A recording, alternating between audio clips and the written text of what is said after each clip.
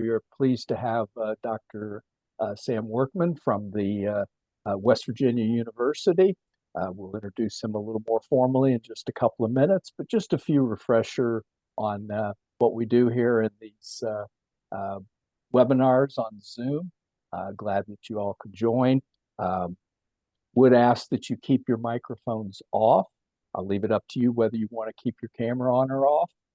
There will be opportunities for folks to ask questions after Dr. Workman finishes his presentation.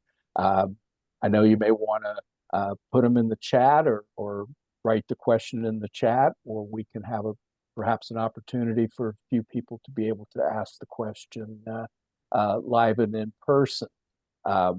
West Virginia Rivers is a nonprofit, nonpartisan 5013C. So tonight we're going to be talking about people that are involved in the process, potential issues, but we are going to address it in a nonpartisan, bipartisan, without kind of any characterizations of people or political parties or any of that type of thing. We're very pleased today to be co-sponsoring this event with several groups from West Virginia University. We're pleased that we're co-sponsored by WVU Student Sierra, and we have with us tonight one of Student Government's at-large senators. It's Colin Street. Colin is born and raised in Morgantown, a sophomore at WVU, political science major in political science, and as I indicated, a senator. So I'm going to turn it over to Colin at this point, who will introduce Dr. Workman. Thank you so much for that introduction, Mike, and thanks to Rivers for hosting this event with us. Dr. Workman is originally from Fayette County, West Virginia. He got his PhD from the University of Washington and stays very busy as the director for the Institute of Policy Research and Public Affairs. Just getting a snapshot of his research based on what he posts on LinkedIn.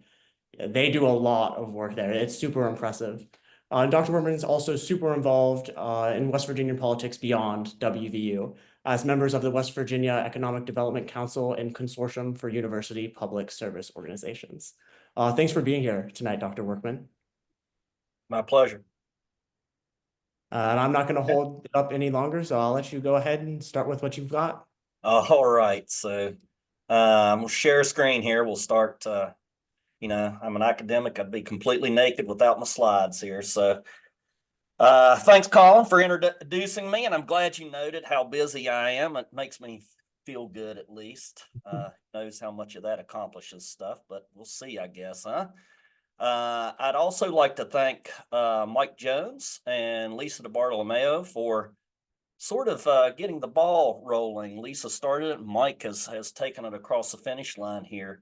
And also some members who are public servants I see here, Evan Hansen and Bill Kowecki, who are in state and local government. So to start this, I'd just like to say it's actually a real honor for me to get to present to West Virginia Rivers and the Sierra Club. I always tell people I grew up in the land between the rivers, and the rivers where I'm from means New River and Golly River. So I love home, and I'm happy to talk about it and talk about a state that's near and dear to me.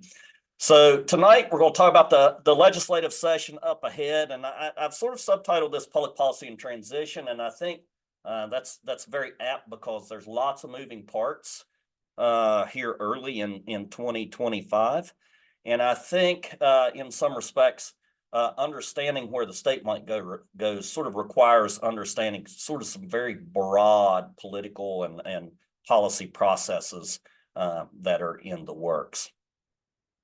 As Colin noted, I am the director of the Institute for Policy Research and Public Affairs at West Virginia University, and I'll say a bit more about our work and what we do in just a minute. I always, on these discussions about what may happen, I always like to start with Secretary Rumsfeld back in 2002, and whether you like Secretary Rumsfeld or not, his sort of summation of policy agendas is pretty apt when he says, Reports that say something hasn't happened are always interesting to me because, as we know, there are known knowns. There are things we know we know. We also know there are known unknowns. That is to say, we know there are some things we do not know. But this last one, I think, is the real gem here. But there are also unknown unknowns. The ones we don't know, we don't know. And if we look through history of our country and others, it is the latter category that tends to be the difficult ones, he says. And there's some truth to that for a conversation tonight. I'm also a student of agenda setting, so let me just set it here early. Why are we doing this? Me especially. I'll talk a bit about that in a minute. I'm going to tell you a bit about the Institute, what we do. I'm going to talk just on the bare minimum about the election. We're all probably sick of elections in the United States at the moment because it's all we hear all the time. Then we'll talk about governance and policy issues. And of course, you know, there's always space for those unknown unknowns. So my background, I'm a political scientist and statistician by training. My expertise is really around large data infrastructures that answer questions about policy and governance. As Colin notes, PhD at the University of Washington. I've had gigs at the University of Texas at Austin and the University of Oklahoma. And the one that's important there is I was attached to the Center for Risk and Crisis Management, where we were really concerned with issues around extreme weather and climate change and what all that means for public policy. Here at the Institute, we have an emerging sort of concern with environmental sustainability, and especially around issues of energy policy and the politics of place. I'm a native West Virginian, so you're here with one of your own if you are from here. And I should note that I'm also a member of the WVU government relations team. I am by nature nonpartisan. So people always ask me if I do evidence-based policy. No, I do evidence-informed policy because at some point the science and the values have to come together to produce some societal goods, or at least some societal decisions. Okay. So what does the Institute do? That's a big two-headed monster. The policy research side is classic sort of academics. We do basic and applied science, social science on problems important to the state of West Virginia, the region, and at some points nationally. We try to do funded research, but we have a whole spate of projects. I'll talk about a couple later. That we do as a sort of a public service good for folks, and we maintain data infrastructures. So, for instance, we maintain a pretty vast database of public expenditures on various things that allow for sort of research around public finance. The public affairs part is we're a conduit for co-designed research. So I should note that we have or hold right now contracts across the public, the private, and the nonprofit sector. And we work on every single issue of public policy, done everything from, special education needs all the way through currently doing projects related to severance tax and the state's public library system. We're also a switchboard. So when folks contact the university wanting expertise or commentary on issues, I'm very often the one that gets involved in that and sort of links them up with other expertise on campus. So on to the meat here. I think when I first started this talk, we want to talk about the legislative session, but so much is going on at every level of government that I think understanding what's going on, especially in issues key to folks on this talk, sort of requires a more holistic understanding than just focusing on the state's legislative session. But I'll mention a couple here. No doubt you've heard of this. The governor has said we have sort of a looming $400 million budget deficit. And I'll just say that part of a lot of what I will say here that I think is of note to you folks out there is that all of these things sort of bracket what the legislature is able to do or not do in the coming session.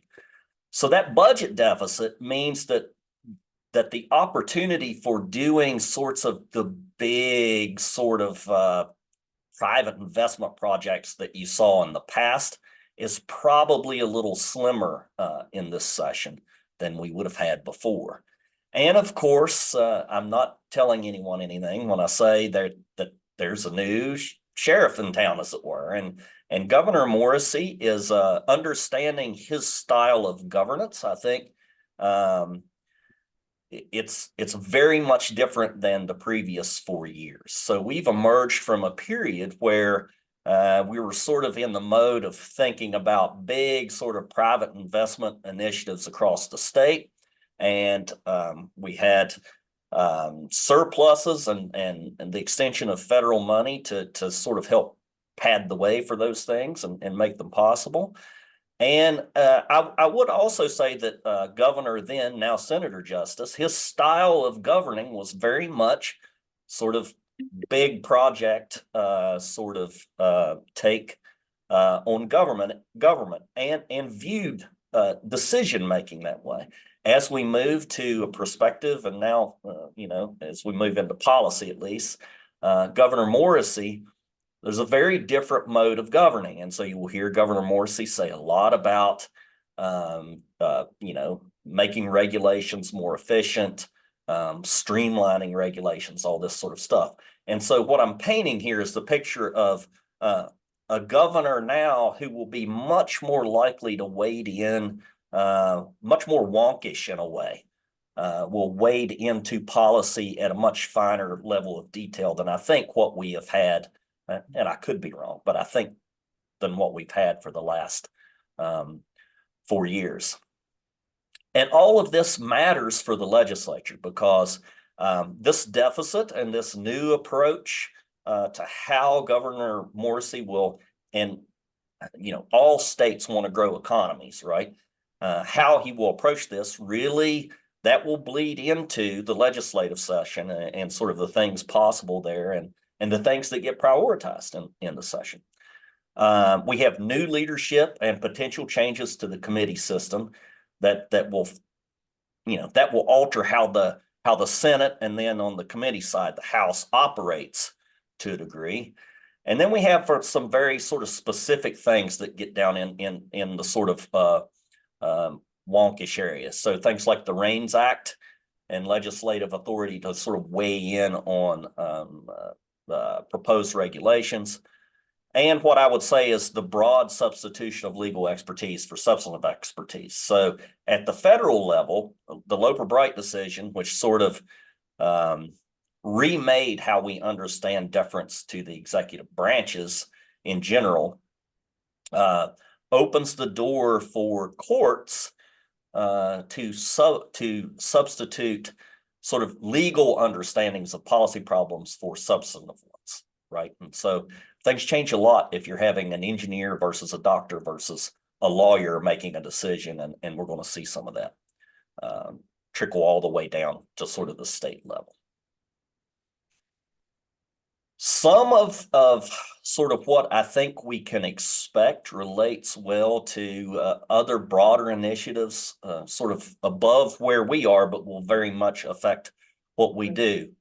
Renewable energy is here to stay. I don't think I'm saying much by saying that. I do think there will be some pretty drastic alterations to the mixes of diversity in terms of how we supply energy. You've already seen the executive order on wind power, and the current administration has had a long sort of they've been very consistent throughout time in terms of really not favoring wind as much as oil, gas, and solar. So I think there's also at the federal level possibility of a new energy czar. I mentioned that to coordinate across agencies, and that's attractive because there's a lot of money out there, and there's a need to sort of remake those programs for the new administration. Of course, with EVs, EV and infrastructure for them may become harder. I think infrastructure becomes harder than necessarily the selling of EVs. Permitting reform, there's going to be continued discussion of that. And I would actually say that there's a general view on lots of different sides of the aisle that permitting reform is beneficial, sort of for everyone involved, whether it be environmentalists or industry folks. I will say that Republican allies, not just in Congress, but at the state level and even from our delegation, have made clear that there are a lot of these sort of programs and tax incentives that for renewables that they would like to remain in place. Okay, so how that works out will determine a lot of what is possible here at the state level, especially given our current constraints. From the top, environmental policy, Lee Zeldin is the Trump pick. It's actually, if you're sort of a natural resources conservationist or an environmentalist, I think Lee Zeldin is probably sort of middle of the road in that respect.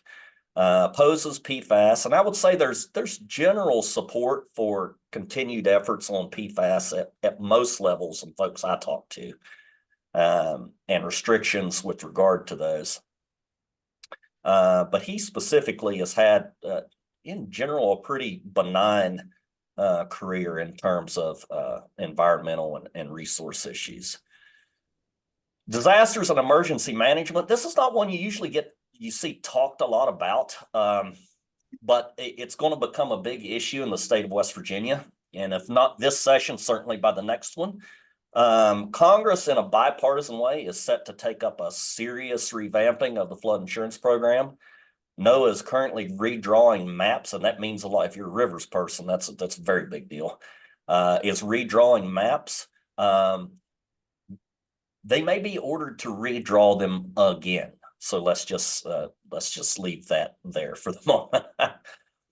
You're going to see a lot of talk, and this is meaningful for both the legislature and the state holistically, about turning over you're already hearing it this week, let's be honest, if you're listening to the news, about turning over disaster response to the states. I can tell you, I cut my teeth as an academic studying disasters management, recovery, and response, and all this sort of stuff. That's a very old saw. Congress, under a very different administration, and look, back in '95, tried to give all of this stuff over to the U.S. military, who declined. But you could easily see a future where disasters are sort of turned over to states and the National Guard specifically. You're going to see withdrawing from climate agreements, rollback of some pollution limits, and the U.S. not in the sort of negotiating framework anymore. Now, why is that important to the state of West Virginia? Again, the state of West Virginia is all about rivers, and the truth is, if you look at climate models, our biggest risk comes from things like floods. So that's going to play a huge deal. How disaster response, what it looks like in that context, and how we change how it's governed is going to be a real big deal into the future. So let's talk about this RAINS Act. So this is an important piece of potential legislation in that it gives the legislature some extra levers to manipulate regulatory policy, even without the big budget surpluses and things like that we've saw in the past. West Virginia agencies issue somewhere around, give or take a couple hundred on this, 1,000 regulations a year. If they do this, they will likely have economic thresholds for it. I've heard talk around $100,000 or $200,000 on the economy. And what they're really trying to do is remodel this in the image of the Congressional Review Act, which allows, by joint resolution of Congress, a majority decision, allows Congress to kind of nix regulations issued by the federal government. Okay. This is all in an effort to sort of get the legislature to work in lockstep with the executive branch. We know Governor Morrissey, that's going to be his big push, is kind of taking a look at our regulatory environment and you know, the whole, we're going to backyard brawl it with everyone. So take him at his word. This sort of fits in right with that. I'll just note here that for decades, the federal government, as they instituted this very similar sorts of legislation, used to carry a filter on federal regulations for whether or not something affected the energy sector. I could see that part of sort of a RAINS Act being really attractive to West Virginia legislature, given our sort of position as an energy producer among the rest of the states. This, I think, will be a big one, and increasingly so in the future. AI is or will be reshaping a lot of sectors of the economy over the next decade. AI requires lots of energy, and especially in terms of data centers. So if we think about the requirements for a data center, flat land, I was in talks about this with some folks today, seem to be settling on a minimum of 30 acres, lots of electricity, lots of water. And I think the important thing here for this group is a lot of that water in a logistical sense is lost as steam up through a stack. And then, of course, the water is going to be warmer when it leaves a data center than before it gets there. And the reason for all the water is these things, they require a lot of cooling. They run hot. If you can imagine, you know how your laptop gets when you're asking it to do something it doesn't want to do at the coffee shop, and it starts whining and heating up on you. Okay. This is going to be, I think, a serious conversation on both the state and national level, because there's an extreme amount of national security and intelligence concerns related to these things, right? The military increasingly relies on satellites and this sort of stuff, and for processing of intelligence information, a lot of these. And that's part of the reason that West Virginia is an attractive place to site them, because if you're out on the coast, well, you've got to deal with hurricanes and things like that, shutting these things down. The Appalachians, as many of you know, protect us from a lot of those sort of larger disasters. There is talk about powering them with fossil fuels, gas mainly. Here is the conversation. And there's talks nationally, and I would offer this. I've not heard this at the state level, but nationally there is talks about opening public lands to siting data centers, because they require there's very specific requirements for siting them, and they need to be close to resources that are going to power and cool them. Okay. So I'll leave that there for the moment. Permitting reform. I said this, state and local level. I think there's two ways to think about permitting reform. One is Congress could just do it. In that case, you have the 4-lane highway to permitting reform, or this will be done through incrementally weakening regulations around environmental protection and community benefits for siting things. And that's a longer road to getting permitting reform, but it's certainly not out of the question. And you folks have sort of been on those conversations probably for a long time now. I call this tidbits because these next two slides are sort of a smattering of things I think could be important now or very soon.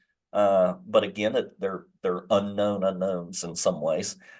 I think siting of nuclear power, energy projects, and hydrogen, two things there. There's the regulatory part of it, which the legislature and the governor can take up and work on themselves.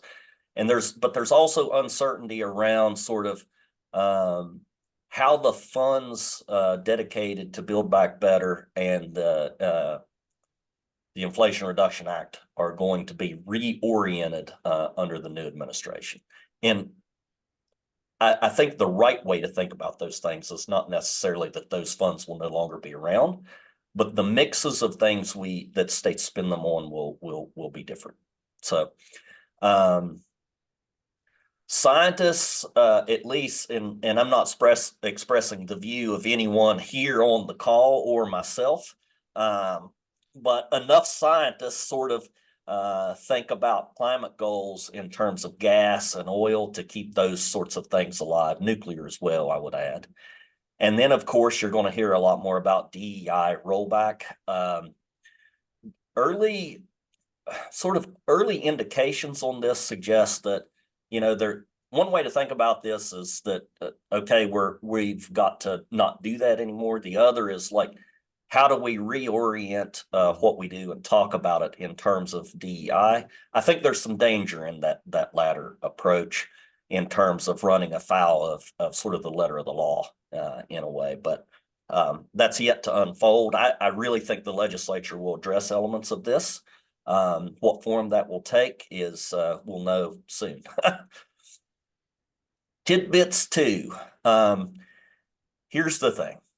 When you have $400 million that you need to make up, there's no way to do that without some service cuts. And I think, how these are prioritized is anyone's guess, but it's going to be some mix of healthcare, PEIA, and public education is what I would guess. There are also some conversations going on about reorienting the state's library system. All of this is occurring amid the decline of severance tax. So we are working on a pretty big report on sales tax in my office right now. Not sales tax, severance tax in my office. The upshot is severance tax is going down, and gas and oil do not feel that trough left by the sort of decline of severance tax. So the state's going to have to think a little more innovatively about revenue generation in regard to that. And I can tell you from experience that some counties and municipalities, all of the money for particular functions, all of it comes from severance tax. So without severance tax, there's going to be some prioritization that needs to happen there. I also think I've heard conversations around the state preempting municipal governments regarding various activities around public safety and public disorder. And you can guess what that spate of things is, camping, open drug use, all of this sort of stuff. All of this in conclusion is going to occur, at least, if we take organizations like our present in this call, occur around debates around development and public lands. And right now, if you go home to my county, there are a lot of debates about to occur about parking, housing, and amenities. And those are going to take a lot of forms, some around economic development and others around sort of what this does to our natural resources, right? And our natural resources and sort of this pristine West Virginia environment we all love, and how that relates to economic growth in the state. I often tell reporters one of the easiest, especially national reporters, one of the easiest ways to understand West Virginia is if you draw a line down I-79 on the right, you have tourism and the emergence of the recreational economy and pristine mountain rivers, lakes, all this sort of stuff. And on the left, you have sort of gas and new age manufacturing projects coming on board. And so how the state and the legislature will be paramount in this, how the state balances those two interests to grow the state's economy is really it's really the bellwether for how we're going to do as we move forward. So I'm not going to say a whole lot more than that. Casey and Maria, who are on the call, will no doubt have lots to say about some of these specific bills and this sort of stuff. So I'll leave it by saying I appreciate being here very much. Appreciate the audience. You can get at me in any of these ways. And I'm not if you just Google me, actually, I'm not a very hard person to find. So I'll leave it at that and stop the screen share, and then I'll turn it back over to Rivers and Sierra. All right. Well, thank you so much. You did a really good job of just encapsulating what we should be looking for, not only down in Charleston, but what might be happening over in DC. And I know we already have a couple questions in the chat, so I'm just gonna read off the first one, I think, from Jim Coatson. Will China's deep sea release today affect the future of data centers? Are you familiar with the DeepSeek release that happened? I am not. I did not see this today. Okay. Essentially, it was a new AI model that came out of China that's Oh, supposed to use 80 to 90% less energy than a lot of the American versions we have. it's possible. The problem you have with technology coming from China is there's always going to be that sort of security concern. So I think could I see that as an engine for sort of a service or product delivery system? Sure. Do I see it U.S. military using it? Absolutely not. Okay. I think that's the main is if anyone else has any questions, feel free to leave them in the chat or raise your hand. I know one thing that we've seen at Student Sierra Coalition and a couple other organizations across campus is the one rules bill that's already been introduced, I think, in the state legislature, talking about eliminating public hearings. Could you speak to that a little bit and what that might mean for the legislative process in Charleston? So this thing is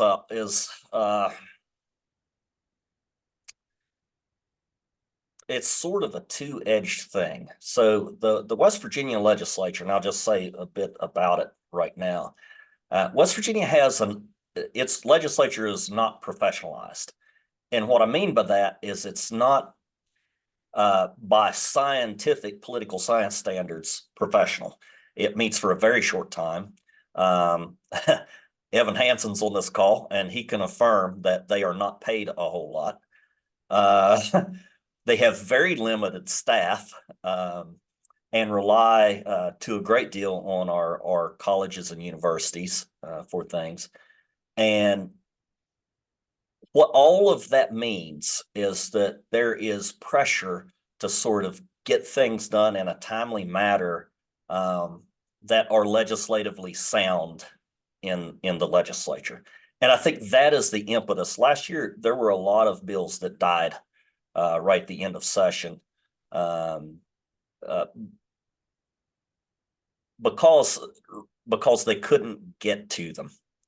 Right. And I think that really what this is about in part is being able to get to things sooner and push them up so that you don't have all this lingering out there.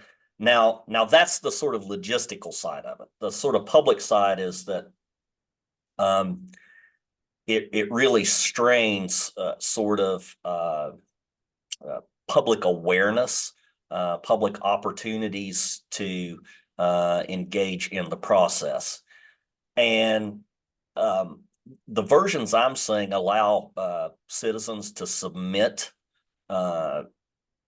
comments on bills and sort of what's going on.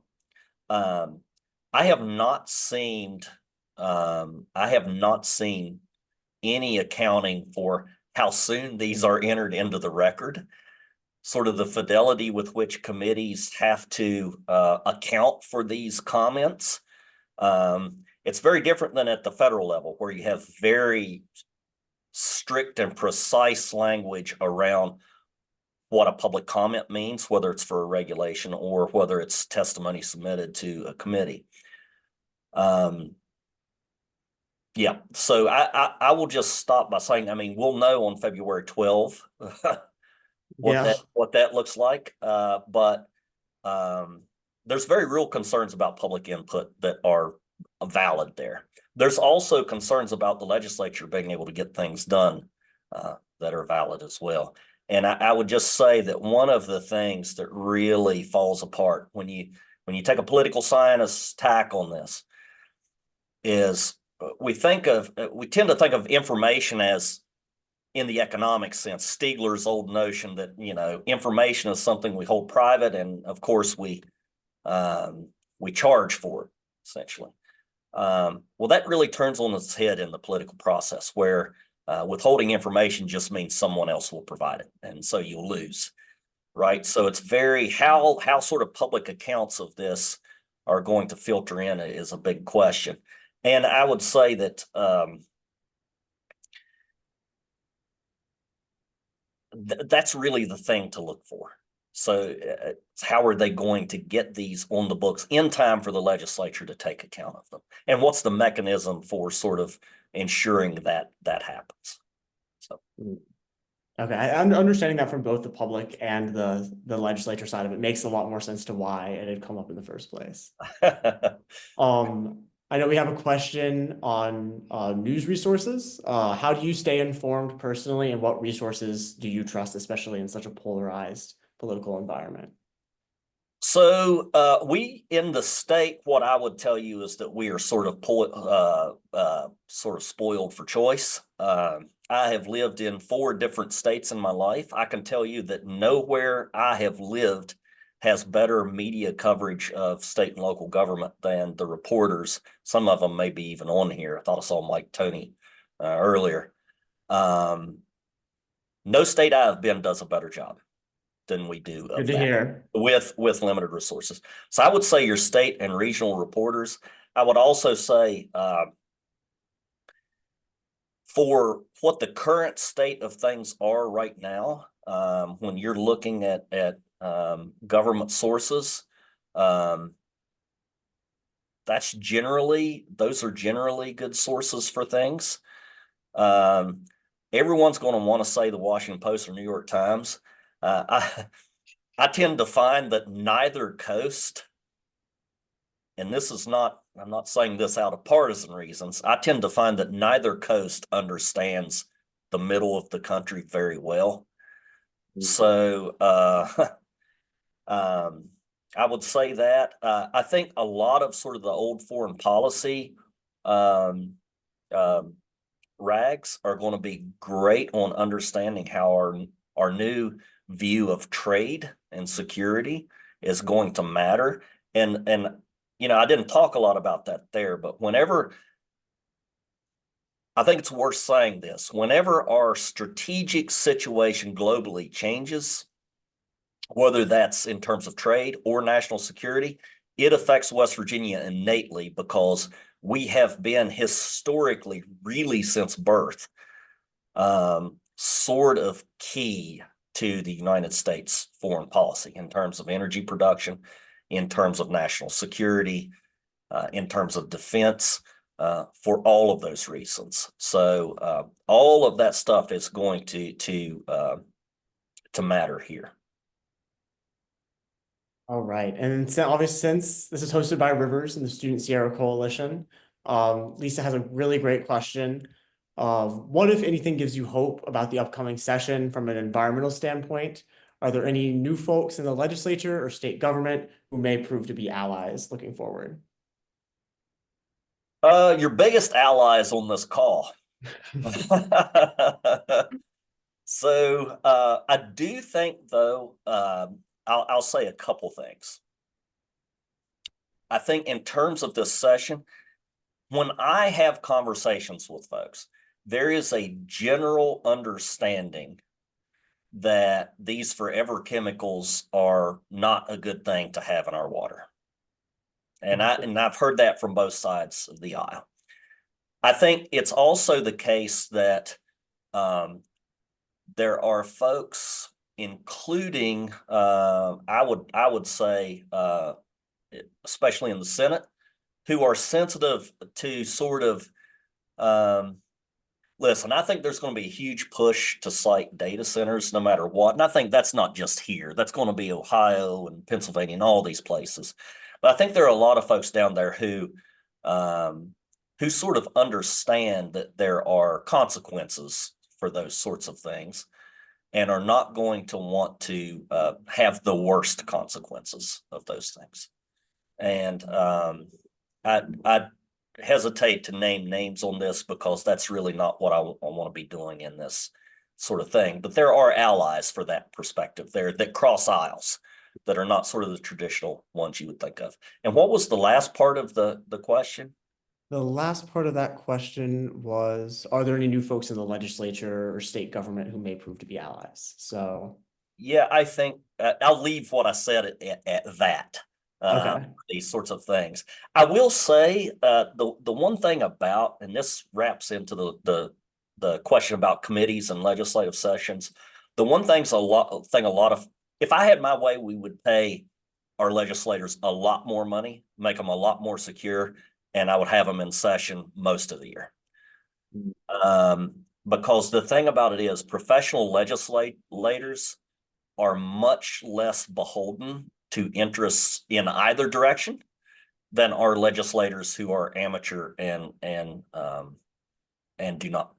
not in session very long. All of the science tells us this. It's why term limits are bad. I know lots of people love them, but they're terrible ideas for government.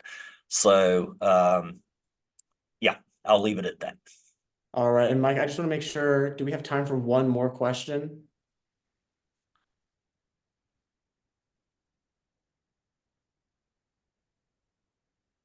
Absolutely. I know there's several in the chat, and we're just sorry we can't get to all of them, but Colin, pick one of them, and let's give Sam one last question. All right. Sandra, I know you said you had a question. Do you want to come off mute and go ahead and say that? Yeah, thanks. Thanks, Dr. Workman, for your presentation. It was very informative. Really appreciate it. And so I'm with West Virginia Environmental Council, and we hire 2 lobbyists to be at the legislature, the state legislature every year, advocating on behalf of environmental issues.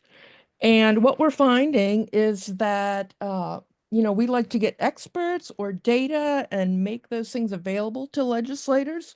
We're trying to promote certain causes, but messages we've gotten back include they don't care about the data, they don't care about the science, they don't care what the experts have to say.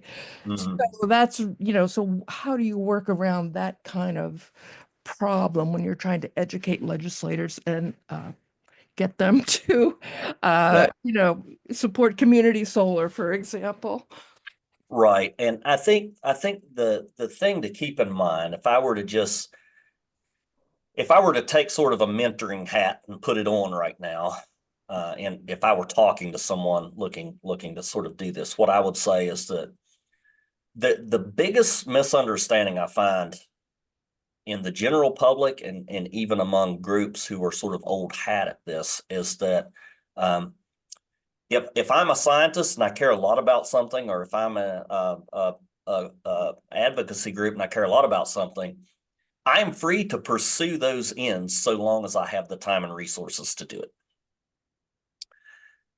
And so we have the luxury in some way of thinking about one thing and only one thing, and we get to practice that, right? A legislator, and especially an amateur legislator, is very different. They are not, the way to think about the folks on this call is we're experts at things. They are generalists. And so they have any of 20 different things they're paying attention to. And so the first issue is that their decision-making process is very different than ours. So they have 20 things to pay attention to, and they are in a position of, by nature of force, having to balance. I don't know if folks were on, I don't know if I said this on this call or not, of having to balance science with a set of values that they either have or they represent. And so we often talk about evidence-based policy. I truly hate that word. I can show you lots of evidence for lots of things. What I like to say is evidence-informed policy. And what we hope is that we arrive at a negotiation between science and values. And that's the best we're going to do in the political process. I would say that many folks who don't like one set of experts like another set of experts, right? And the supreme sort of lever to pull in politics is not convincing someone a fact is true or wrong, or the science says one thing or the science says another, but it's really about framing. And so what I teach my sort of staff and students is that whenever you're looking to sort of sell an idea, that idea has to solve someone's problem, right? And so when you think of things like, I'll give you one that I think solves a problem. I think solar in part solves a data center problem, right? Data centers require flat, lots of open space, so does solar, right? So we can imagine these things where they're fueled by renewables, and they very often are in various parts of the country, at least in part. So I think that's the mode that in general that I find myself in. I mean, after all, I'm not elected. Someone sent those folks to office to do particular things. So we have to keep that in mind, and you know, in some sense, you fight some battles, you let others go, I think. So All right. Well, I know we have a lot more questions in the chat, and I know you put it up earlier, but would you mind putting your social media or contact information in the chat, just because we weren't able to get to everything? Colin, thanks so much for leading the introduction of Dr. Workman and the questions afterwards. This recording will be available soon, as soon as our comms person gets it up on our media. So we'll share that information as well. And Dr. Workman, we'd like to thank you very much for that presentation. of course. Got a couple of more minutes here, and I'd like to introduce a couple of people. First of all, as I started off we are co-sponsoring this with WVU Student Sierra, but I neglected to introduce Bailey Rhodes, who's here from Student Sierra. So Bailey, thank you for being one of the co-sponsors to this as well, and thank to your group. I'd next like to introduce Casey Russell. Sandra gave me a nice setup because Casey is the lobbyist that will be doing battle each and every day in Charleston, and she's going to speak for just a couple of minutes about what she sees in the legislature, maybe address very briefly the new rules for the House, and what you do day to day in Charleston. And all that in 3 minutes. Okay, hold on to your hats, everybody. Go. Okay, so the E-Council has been lobbying the state legislature since 1989. We are a coalition of a bunch of different organizations, including like the West Virginia Sierra Club, CAG, Rivers. And last year, for instance, we were able to stop the air monitoring data from being used for regulatory enforcement, the whole citizen air monitoring thing. We stopped timbering and economic development on the state's public lands. And we stopped landowners from being able to not sue gas operators over abandoned unplugged wells. This year, I think that most of our work is going to be fighting more things. And like you talked about, Dr. Workman, that was awesome. Thank you so much. I think it's going to be key to find common ground. There was a woman I met, she had "Don't tread on me" signs all over her office. I walked in anyway. We found out we had Lyme disease. We talked about that. And then she said, you know what? I'm probably not ever going to vote for you, but I like you and I'm going to listen to you. So that was great. So I think our strategy, given kind of the overwhelmingly conservative majority and everything that you just heard from Dr. Workman, we are going to be getting them accurate, factual information on all environmental issues that come up in front of the legislature. And the Senate President, Randy Smith, asked me specifically to do that. So Lucia and I will be there doing that every day. We are going to be getting the word out on social media. We're going to be getting the word out on every single state, local, regional newspaper about how our delegates and senators vote on every single environmental issue. We are going to be trying to utilize volunteers across the state to talk to their delegates and senators in the district and at the Capitol. And we're going to focus on things that we have in common, like the forever chemicals and the public lands are good, clean air, clean water. We all need it. How's that? Wonderful. Thank you, Casey. I put in the chat while you were talking the legislative priorities that. I forgot one thing. Oh, sorry. Go ahead. The public hearing situation. We are getting to the bottom of that, and we 100% will fight that if the public portion is taken out of our democracy. Obviously, that's a tragedy. We will fight it. If anyone's interested, I'm going to put my email in here because we are working on that this week, and we're going to have a meeting about it on Monday. So I'll put my email in the chat if anyone's interested in learning more about that. Great. Thank you, Casey. Appreciate Thank your you, Mike. time and all the hard work you're doing. I think Lucia, who is our West Virginia Environmental Council's other lobbyist, is also at this meeting today. So thank you, Lucia, for all your work as well.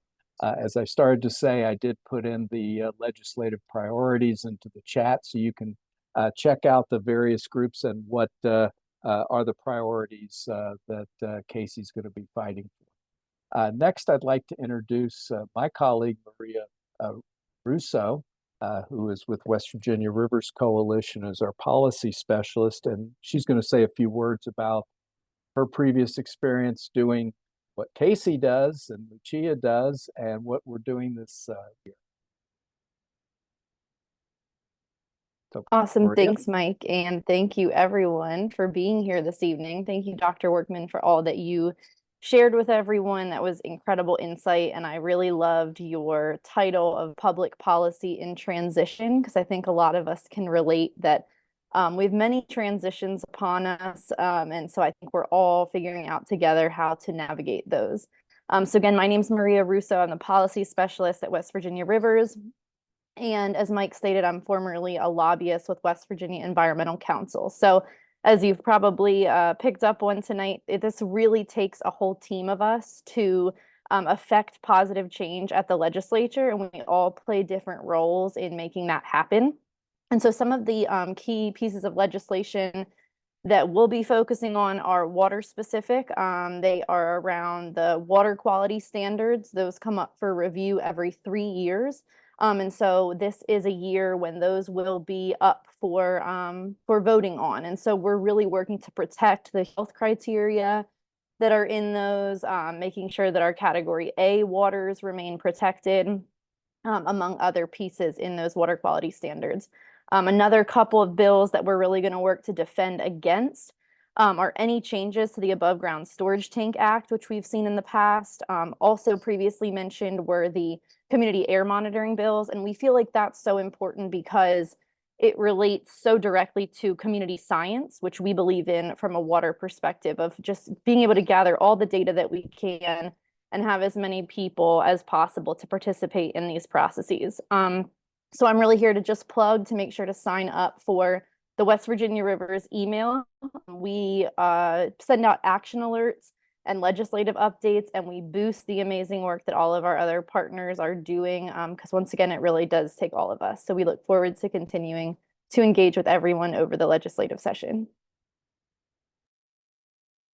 Maria, thank you. And Jillian from Environmental Council and CAG pointed out that other groups are doing action alerts and being part of it. So please sign up for our action alerts. Maggie has put the sign up for West Virginia Rivers, and Soro also is working very much and hard in this. So you may be asking, what can I do next? Well, we'd like you to be part of our efforts and the group efforts to make a difference in this legislature. I'd like to point out that Environmental Day is March 17th. We do have signups for this now. Environmental Day is a cool opportunity to go to Charleston. A bunch of other environmental groups were set up, but basically all day at the rotunda where the legislature meets, and invite you to do that. You may be asking, well, how do I do that? What's the best way to learn some skills or to practice some skills on how to talk to your legislator, how to make your ask, what they want to say, and how to have an effective meeting. So I'd like to invite you to the second part of this series, which is kind of an advocacy 101 that will be on February 18th. This is the sign up list for that as well. And I invite you to come in about an hour like we did today. We'll talk about how to set up meetings, what are the goals, what should you do. And Jillian, I see your hand up. Do you have something to say? Or Oh, I just wanted to say E-Day, I'm coming up for it. So I'm super excited, but also E-Day is just a time to come to be with people you only see on Zoom or connect with on email. It's really a great time to be with like-minded people. For all of us who are pretty isolated in our work, who only, work from home, it's just a really great opportunity to come meet people, network, and have some fun and make a difference. I can't add to that. There's just nothing more to say. I hope you all will participate in E-Day. I hope you'll enjoy and join us in our next meeting. I'd like to thank everybody for being here, taking the time out to learn more about our legislature. I'd like to thank Bailey Rhodes and Collins Street for all your hard work at WVU and for co-sponsoring this presentation with West Virginia Rivers today. I'd like to thank Casey and Maria for sharing their insights. And I'd really like to take a moment and thank Sam Workman for taking time to come and talk to us and just really put it in context of what our West Virginia legislature is going to have to go through and what everybody's going to be involved with. So Sam, thank you all very much. And I hope you all have a great rest of your evening.